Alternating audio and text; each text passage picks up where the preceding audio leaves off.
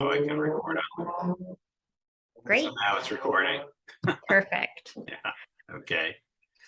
Could you please state your name, the date, the time, and your location? I'm Dr. Raphael Stricker. Uh, the date is October 25th, 2022. The time is 3:15 p.m. And I'm speaking from San Francisco, California. And do you consent to having this interview recorded, digitally uploaded, and publicly released under Creative Commons license attribution non-commercial share alike? Yes, I do. Would you just start by telling me a story about your life during the pandemic?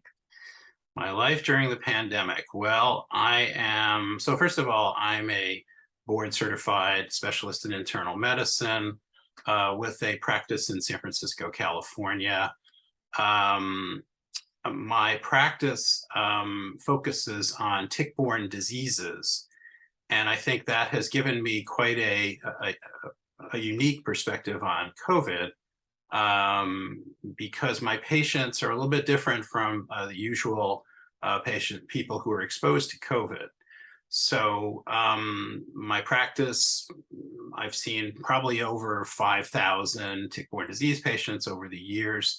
I currently have about 800 patients in the practice, and most of them suffer from chronic Lyme disease, which is a controversial condition where patients usually get exposed to the Lyme bacteria from a tick bite, and then either they don't know they've been bitten by a tick, or they don't really get adequate treatment for the tick bite, and then they go on to have all kinds of chronic symptoms. And so my approach to this is that these patients essentially have a chronic infection, and they need to be treated with antibiotics for this chronic infection. So the reason that my practice is a little bit different is that a lot of my patients are on chronic antibiotic therapy. And so that really colored my view of COVID when it started in 2020.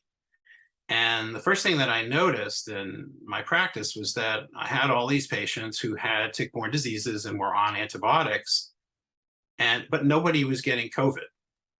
And so that was sort of a clue that these antibiotics were doing something to help them to prevent COVID.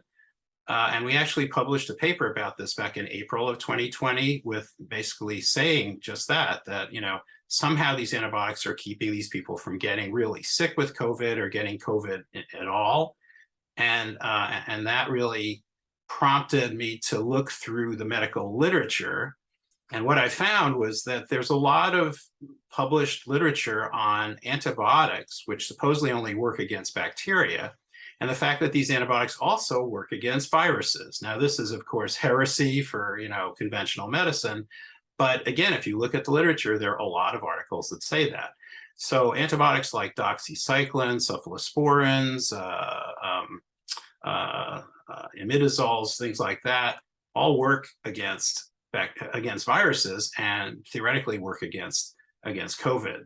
So I think that really colored my view of the pandemic, because I could see a different approach to this and to COVID, and basically that some sort of antibiotic therapy would work either to prevent COVID or to treat patients with the infection early on. And so that's really my perspective on this disease. And what happened then is that in March of 2020, Dr. Zelenko in New York and Dr. Raoult in France came out with their protocols using combination antibiotic therapy with hydroxychloroquine, and showing that that worked well for early COVID infection. And then the Indian Council on Medical Research came out with a study showing that, or actually a guideline suggesting that hydroxychloroquine could prevent COVID in healthcare workers who had heavy exposure to the infection by that time. So all of this really led to a concept that we could deal with this pandemic with antibiotic medications that were already available that were cheap, that could be used throughout the world. And even President Trump got hydroxychloroquine in his ear and thought that might be a good idea. And then what happened after that is really one of the biggest disasters in medical history, I would say. Because what happened was the pharmaceutical companies that were making vaccines, Pfizer and Moderna in particular, decided that in order to get that this was a great opportunity to get their products on the market, even though they hadn't really been shown to be safe or effective previously and were even thought to be dangerous in some situations. And so in order to do that, what they did was they, first of all, got everybody incredibly afraid of this disease. I mean, this was the worst disease that had ever been seen by mankind, and everybody was afraid. And then also, they needed to get an emergency use authorization for their vaccines. And in order to get that emergency use authorization, they had to suppress any other treatment that would be shown to be effective, which included things like hydroxychloroquine and ivermectin and antibiotic combinations. All of that had to be shown to be dangerous or not effective. And so we had this dynamic where, vaccines, everybody was into vaccines. That was the only way to go. Everything else was bad. Everything else was dangerous. Nothing else worked. And that's really kind of unfortunate that it went that way. And so that in a nutshell is early COVID. And that brings us up to, the vaccines that came out in warp speed time were pushed by every form of every branch of government, and the doctors all bought into that. And here we are with, a pandemic that is largely under control, but with a treatment, the vaccines, that have a lot of problems and a lot of risk that people don't really want to look at. So that sort of gives you a perspective on how I see it, and then we can talk about that some more. I'm really curious about when you started observing that, given that your patients weren't being infected with COVID and weren't having COVID, and weren't catching COVID, how long into that observational practice did it start to become meaningful to you? Right. So I think our paper was published in April of 2020, if I remember correctly, claiming that antibiotics work well.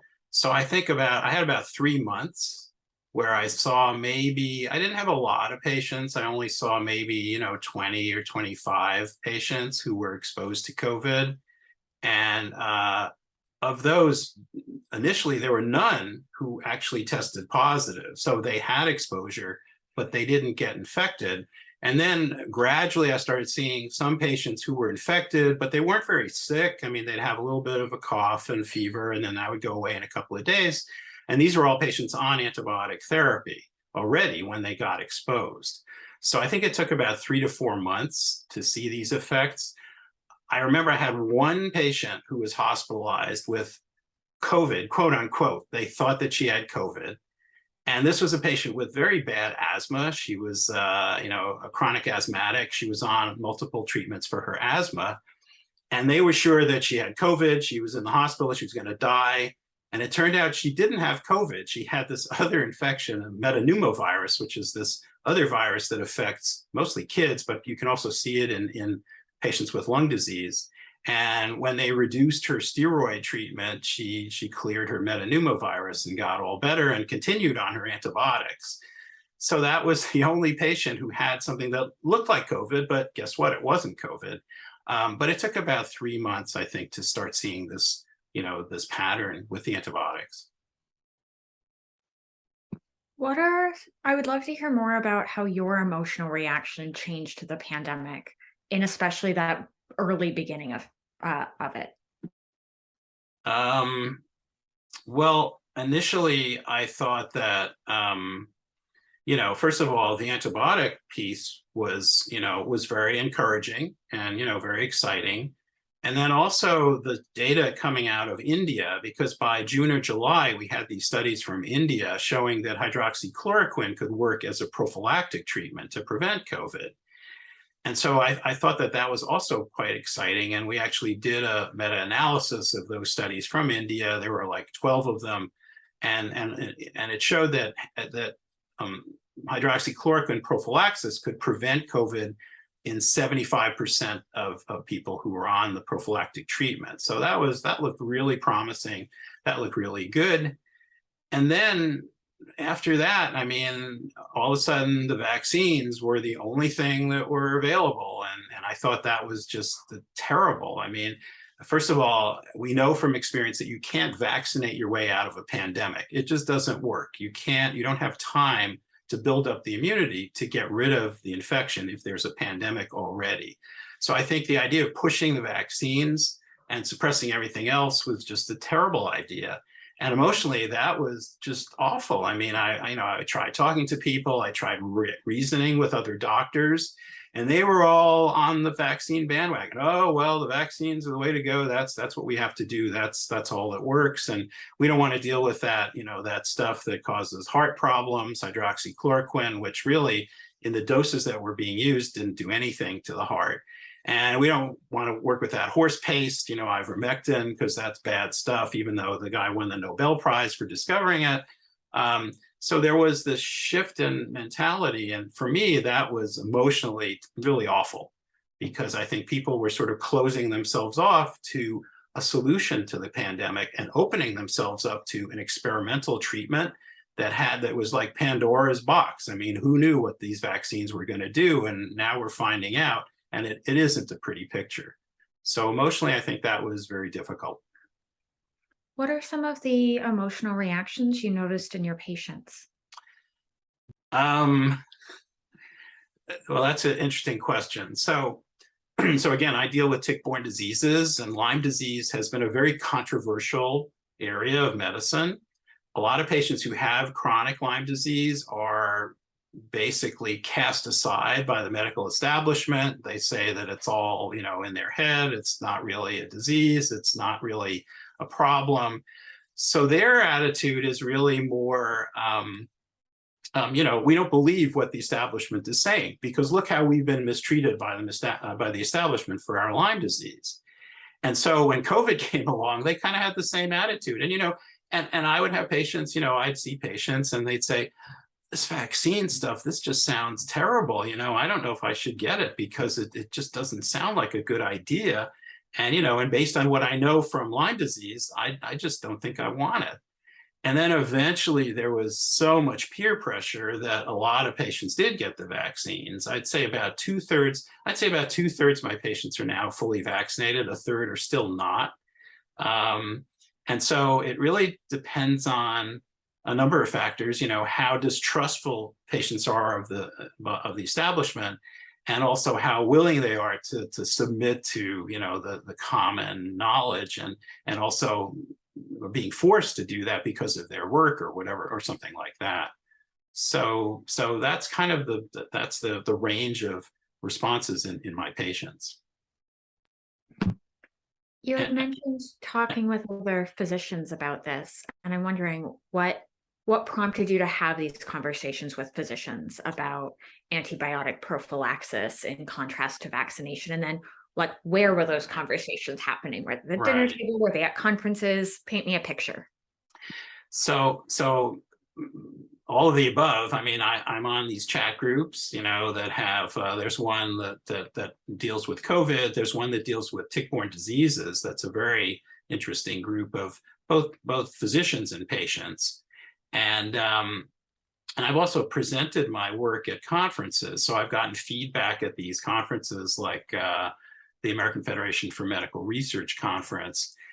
And again, and the responses I get, for instance, I did a poster in January about the Indian trials, the Indian studies of hydroxychloroquine prophylaxis, and really showed all the data there.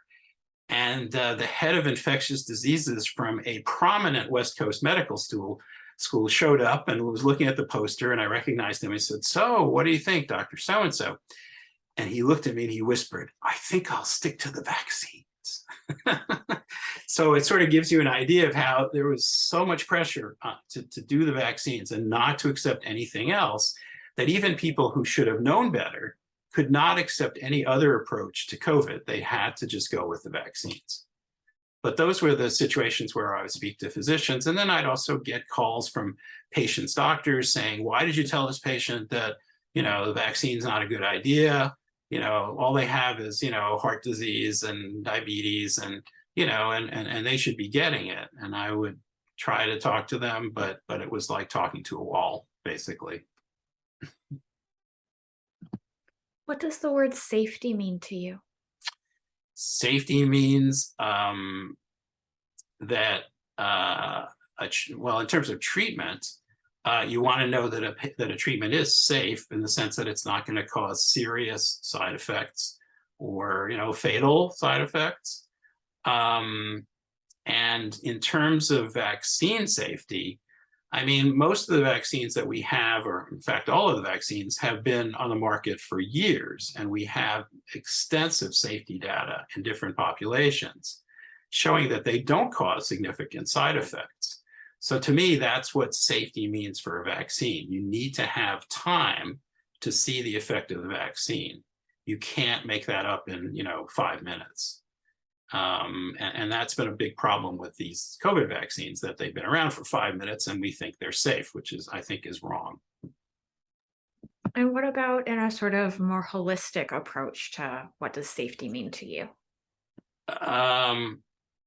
Well, a holistic approach, I mean, you mean alternative treatments or something? No, I mean, if we weren't having a conversations about vaccines and I just cold asked you, what does the Right. word safety mean to you? What would it conjure up? Well, well, nowadays with crime the way it is, even in San Francisco, I mean, safety can mean, not being afraid to go out your front door because you're going to get shot or something, or walk down the street because some homeless person's going to attack you. So I mean, there's personal safety. That's what you're sort of asking. But then there's also medical, the medical terminology, and there's two different things. Medically, I think that you have to, try not to give people things that aren't safe, because I mean, that's part of the Hippocratic Oath, first do no harm. And so you're trying to avoid harm to patients with the treatments that you're using.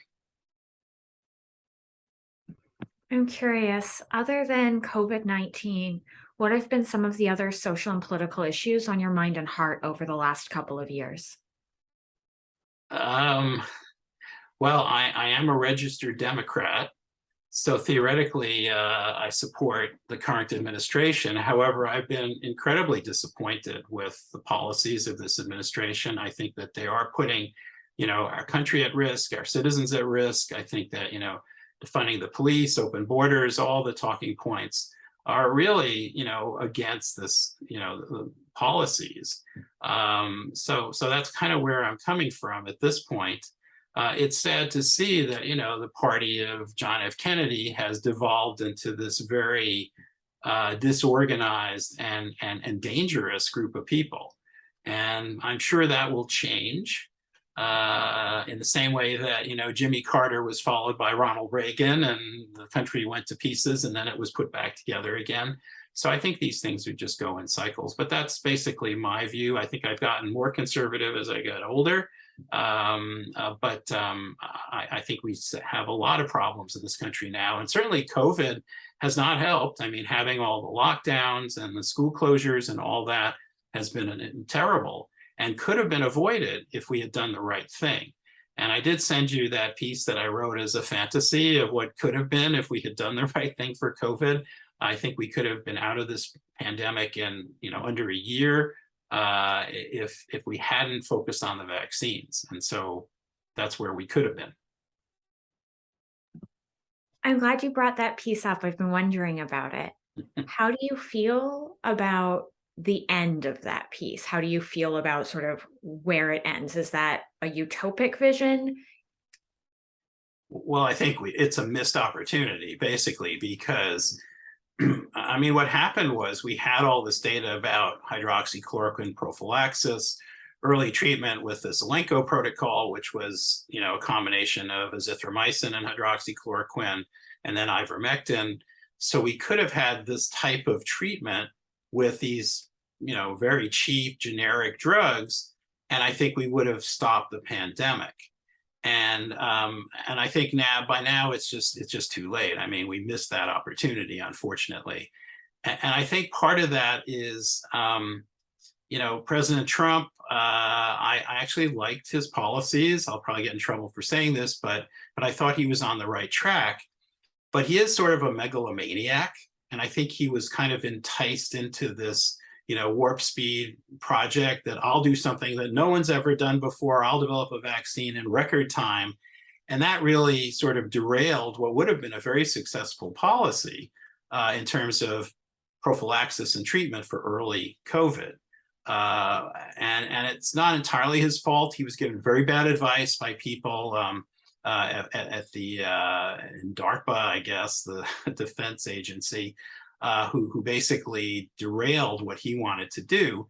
And then from there, the vaccine makers sort of came in and said, oh, okay, well, now we've got the answer, so just go along with us. And unfortunately, he did. So I think that was really a missed opportunity, and I don't think we're going to get back to that. I think there's been too much water under the bridge and too much disparaging information about these treatments, and most people are just not going to want to accept them. How are you feeling about the immediate future?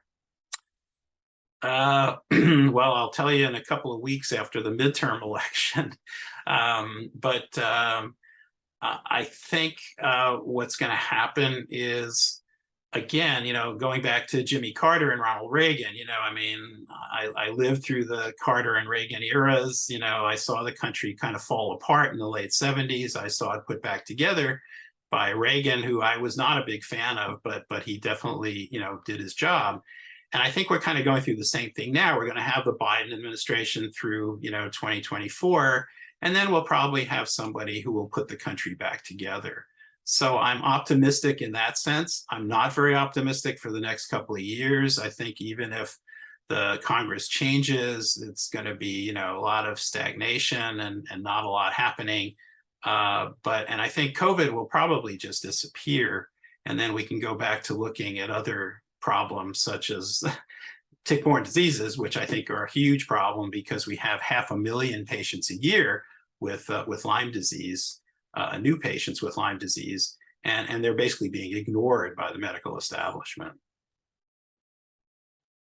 What are some of the consequences you notice to having a dominant medical establishment ignore your patients with chronic Lyme-borne disease? It's just terrible for everybody, really. I mean, it's terrible for the patients, certainly, because they're marginalized and they feel like they're neglected. It's terrible for the doctors because doctors kind of don't understand the disease. They've been told certain things about the disease that isn't actually, really accurate. So they don't really know how to manage these patients. They kind of see them as a burden and a nuisance and try to get rid of them, which is one reason why my practice is so busy. And I think it's just bad for everybody. The root cause of all that, I think, is unfortunate. It's really the drug companies, because I'm treating Lyme disease with these 50, 60-year-old antibiotics that just don't work very well. And what we've seen is, for instance, with AIDS and with hepatitis C, is that the pharmaceutical industry can develop wonderful drugs for these diseases if they have the will to do it and if they have the impetus to do it. And unfortunately, the way the pharmaceutical companies look at Lyme disease is that, well, this is a trivial disease, and 2 weeks of antibiotics cures everybody because that's what the CDC says. So why would we spend money developing more effective treatment? And that's been the major problem with Lyme disease. And you can't get pharma to do what they don't want to do unless you have a lot of push. And so far, we really haven't seen that push. What we've sort of seen is the opposite, because government agencies have been telling them, look, don't bother with this. This is not a big deal, and just forget about it. So until that dynamic changes, I think we're going to have a lot of problems with tick-borne disease. What are some of the things that you've been doing to keep yourself safer over the last couple of years? Well, we do have a swimming pool, and that's really kept my wife and me sane. I think. I don't know what I would do without that. I mean, we do, in my office building, which is a big downtown office building, a lot of sick people. We do wear masks in in the public spaces. We've switched to a completely virtual practice. So we actually don't see, we used to see patients only see patients in the office. We now see no patients in the office. It's been like that for, over 2 years. In spite of that, everybody in my office has gotten COVID at one time or another. So in a way, it's good because if they were out, it would be hard to manage patients in the office. But also they haven't been very sick, and they've also done these kind of early treatment protocols, and that's worked very, very well to keep them from getting really sick with COVID. So really, it's telemedicine. That's basically what we've been doing, and then to some extent masking. I mean, I know there's a lot of controversy over masking. I don't think it's particularly effective against COVID. What's interesting is that I think it's very effective against the flu. And I think we're going to see a lot less flu this winter if people keep masking, although it looks like they're not going to do that. But I think masks work very well against the flu. And if people do that, we'll probably see less of that. What's it been like being married while all of this is going on? Well, my wife is absolutely wonderful, and aside from being absolutely beautiful and brilliant, she's also a wonderful cook. So so it's very, it's nice that we can actually, we used to go out to eat, an awful lot in San Francisco. San Francisco has the most wonderful restaurants, and we've been staying home a lot more because of COVID, although now we've started to go out again. But we've sort of been more isolated during the pandemic. I have a daughter who's in San Francisco who I see periodically for lunch, and we can sometimes get together. And then my son is back in North Carolina, so I don't see him much, but I talk to him. And so we have, a lot of interaction. But I think, it's been an adjustment. My wife actually got COVID, which is sort of interesting. And I think she got it just at the supermarket, going shopping. And she took the Zelenko protocol. Again, zithromycin, hydroxychloroquine was fine in, like a few days. And interestingly, I never got COVID. I mean, I tested positive with antibody testing, so I think I have immunity to COVID, but I never got sick. So somehow I probably was exposed to it and going to work or something. And that's kind of the ideal, natural immunity is the best way to prevent you, to protect you from COVID. And I think I'm fortunate, touch wood, that I did that.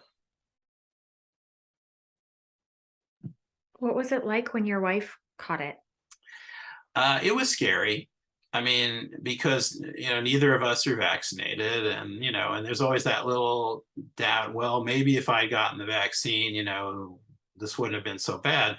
But she was, she wasn't terribly sick with it. I mean, she did have some intestinal symptoms, which was kind of interesting, because at the time we didn't think that was part of it. But then it turns out that Omicron does give you intestinal symptoms. So I think that's what she had.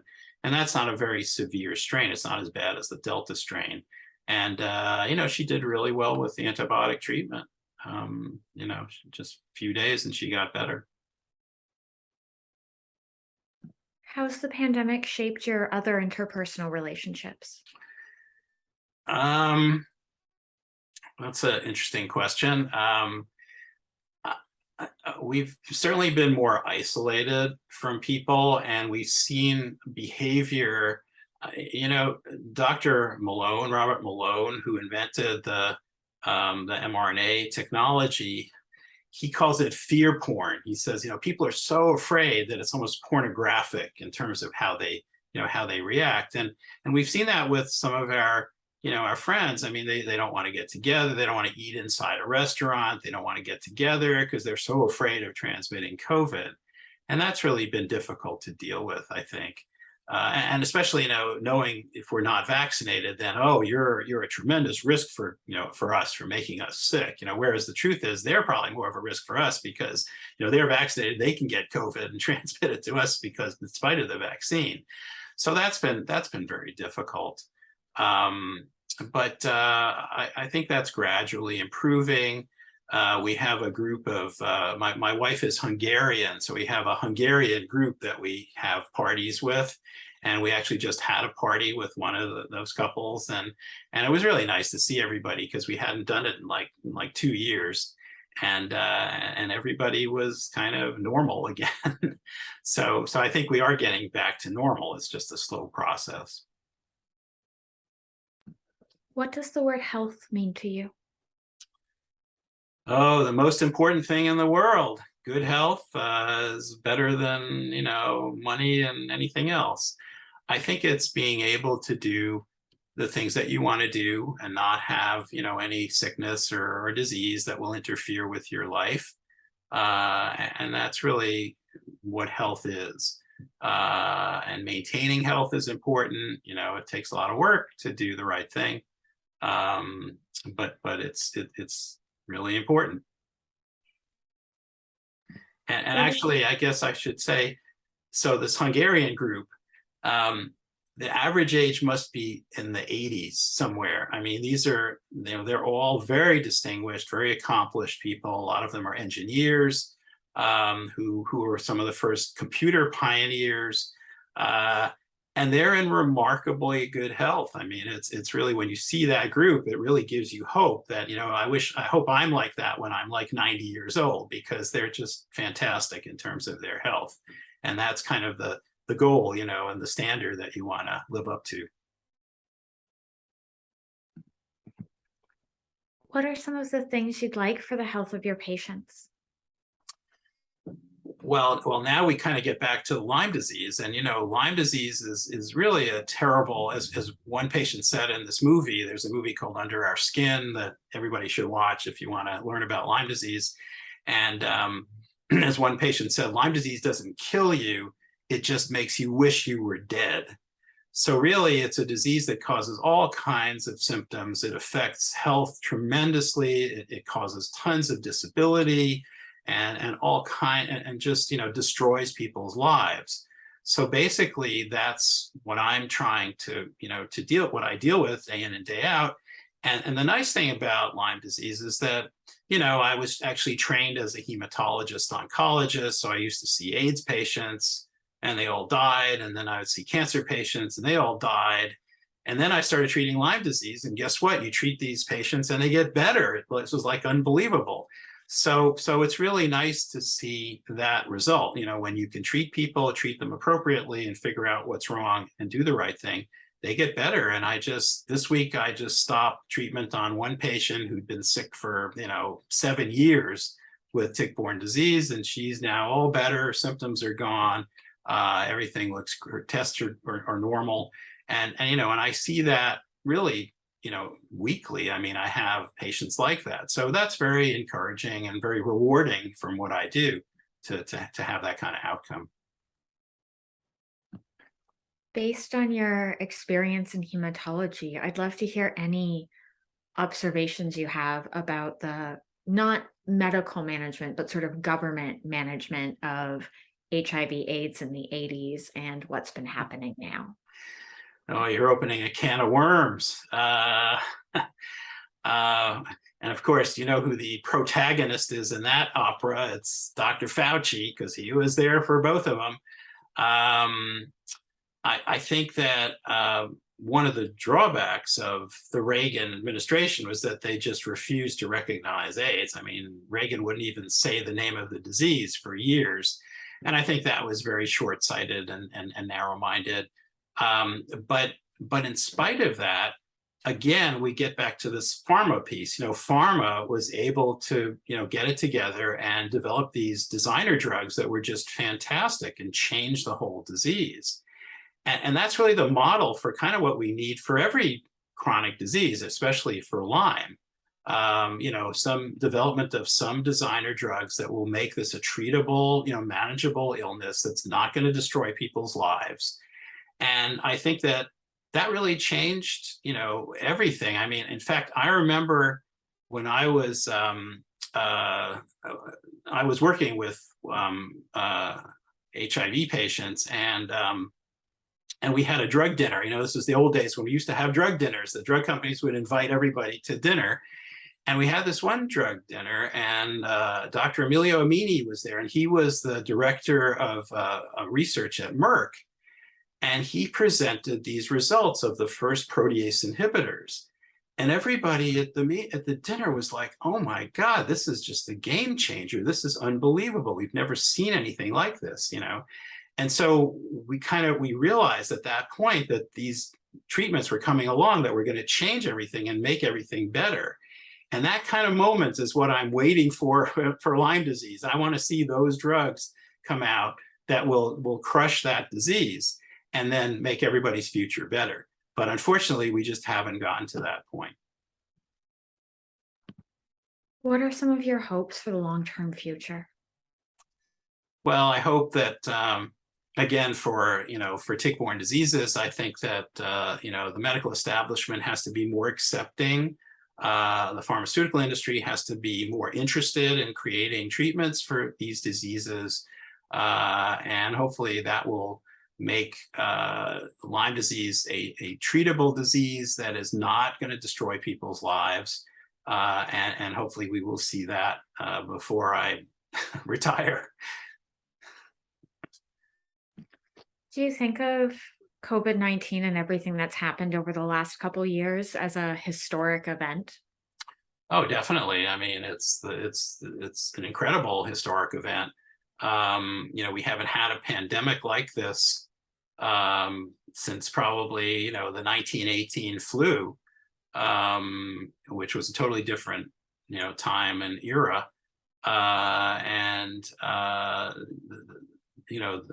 The depth of the suffering and the degree of suffering with this pandemic has been just huge. So it's definitely a historic event, certainly in medical terms, and also in sociological terms, I think, in terms of, the toll on society. That's an excellent segue. What do you think people in the social sciences and humanities, so fields like sociology, but also literature and poli-sci, what should we be doing to help us understand the human side of the pandemic?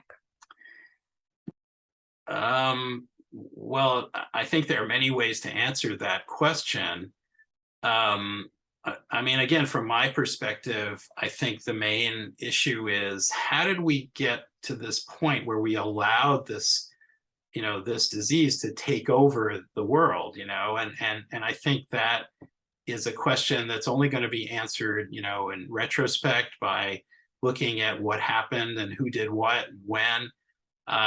Because I think it is, in a sense, a crime against humanity, what happened with COVID. And I think that has to be investigated. I think that has to be brought to light. I think that will color the way that people will look at this pandemic in the future. Because, we're going to say, boy, look at what they did to screw up the way they should have treated this. And look why they did it. Look at all the, the greed and the the lies and deception that brought this about. And I think that's really a significant part of this. And I think it's important to understand that, because that would prevent future pandemics from taking the same route, from getting the same kind of wrong, approach that then contributed to hundreds of thousands of people dying. So that's what's important. Thinking about this moment as a crime against humanity, what are some of the like historical parallels to that makes you think of this as a crime against humanity? Well, I could think of the Tuskegee experiment, for example, where they let, poor old Black men with syphilis go untreated just to see what the natural history of syphilis is. I mean, that's something that comes to mind. I mean, there have been other, things like the thalidomide disaster, and then DES, where, I mean, thalidomide, we were just lucky that there was this one woman at the FDA who said, I don't think we have enough safety data. You asked about safety. There you go. And I don't think we should approve this because we don't have enough safety data. So there was one woman who had the courage to say that, whereas everybody else was going, oh, we should approve it. We should give it to everybody. And that's really why we didn't have problems with thalidomide in the US, whereas it was mostly in Europe. And then, of course, DES, we didn't really know about those side effects for 30 years. And so that's another, situation where you have to be very, very careful, because you may not see the problems right away. It may take 30 years for them to come out, and you have to be really careful before you push all these kinds of treatments on the population. And so I think those are the, similarities there. Now, we could go into other aspects of AIDS, which are kind of interesting, such as the origin of AIDS, which is kind of parallels the origin of COVID, but that may be a bridge too far. If you're willing to cross it, I'm here for it. Okay. So, and I was watching Celia Farber, who was on the real Anthony Fauci, and she's really very smart. She's a journalist who's been around for a long time, did a lot of writing about AIDS, and she knows a lot more than she lets on. But anyway, so the origin of AIDS, I mean, the conventional wisdom is that it came from a monkey, somebody ate a monkey in Africa and that caused the AIDS pandemic. But a much more likely scenario is that there was a polio vaccine that was developed in the Belgian Congo in the 1950s. And it was made with monkey kidney cells that were infected with a virus similar to the precursor virus of the AIDS virus. And that vaccine was given to about 1 million children in the Belgian Congo in the 1950s. And then all of a sudden, 20 years later, we had AIDS. So I think it's more likely that AIDS came from that kind of experimental process than from, random, like the wet market in the Congo, let's say. And so I think there is a parallel there. It's something that nobody wants to look at. The guy who developed the polio vaccine is no longer with us, but he's actually sued people to keep them from promoting this theory in the past. And I think at some point we're going to have to revisit that, because it really says a lot about how the medical establishment works, and the kind of dangers, the kind of risk that we have from these infections.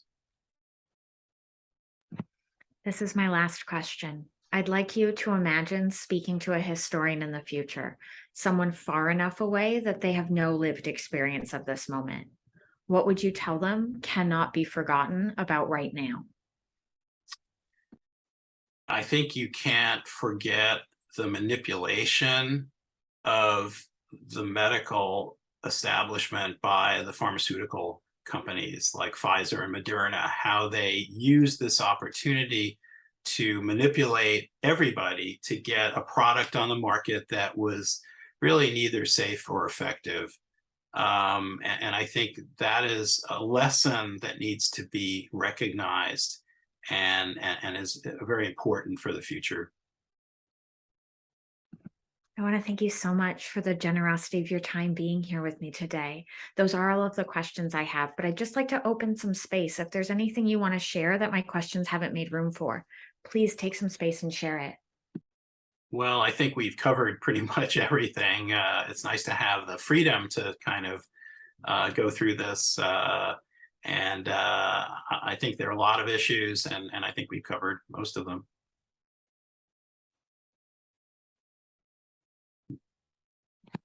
All right, you're in control of the record button. All right, I am, aren't I? So let's see, how do you do this? I guess I can